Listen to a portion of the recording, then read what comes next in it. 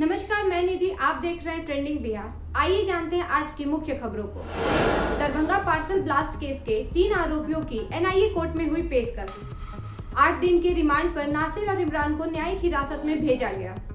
17 जून को दरभंगा स्टेशन पर हुए पार्सल ब्लास्ट के मामले में जांच एजेंसियों को हर दिन नई चौंकाने वाली जानकारियां मिल रही है। बिहार सरकार ने बुजुर्ग और विकलांग लोगों को कोरोना टीका देने के लिए बड़ी पहल की है। बिहार में बुजुर्ग और विकलांग के लिए वैक्सीन दिलाने में मदद करने के लिए राज्य सरकार ने विभिन्न जिलों में घर घर टीकाकरण अभियान शुरू करने का निर्णय लिया है। इसके लिए स्वास्थ्य विभाग ने 102 हेल्पलाइन नंबर जारी किया है। फोन करने पर घर पर आकर टीका दिया जाएगा। पश्चिमी, मध्य और पूर्वी बिहार के कई हिस्सों में बारिश का अलर्ट। मौसम विभाग ने लोगों से सावधानी बरतने का अपील किया। राज्य भर के कई जिलों में बाढ़ का पानी घुस चुका है और अगर राज्य में भारी बारिश होती है तो राज्य के अन्य जिलों में भी बाढ़ की संभावनाएं बढ़ जाती है। बिहार की सबसे बड़ी राजनीतिक पार्टी आरजेडी को दोपहर में लगा सबसे बड़ा झटका। जगदानंद सिंह के इस्तीफे की खबरें खूब हुई वायरल।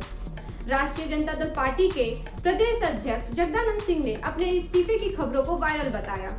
लालू सरकार में वह जल संसाधन मंत्री रहे। जगदानंद सिंह लालू प्रसाद के करीबी माने जाते हैं। इसके अलावा उनकी छवि ईमानदार और कर्मठ नेताओं में रही है। वह रामगढ़ से एमएलए और बक्सर से सांसद भी रह चुके हैं। ऑक्सीजन पर प्रधानमंत्री की हाई लेवल मीटिंग। प्रधानमंत्री ने कहा, देश भर में 1500 से ज्यादा ऑक्सीजन प्लांट लगाए जा रहे हैं। प्रधानमंत्री नरेंद्र मोदी ने शुक्रवार को देश में ऑक्सीजन के मामले पर हाई लेवल मीटिंग की। इसमें उन्होंने देश में ऑक्सीजन के प्रोडक्शन को बढ़ाने और उसकी सप्लाई का रिव्यू किया। हाई लेवल मीटिंग में मोदी ने कहा कि देश में 1500 से अधिक पीएसए ऑक्सीजन प्लांट लगाए जा रहे हैं। इन ऑक्सीजन प्लांट के जरिए 4 लाख से अधिक ऑक्सीजन बेड को सपोर्ट मिलेगा। 6 महीने लंबा चलेगा बिग बॉस 15।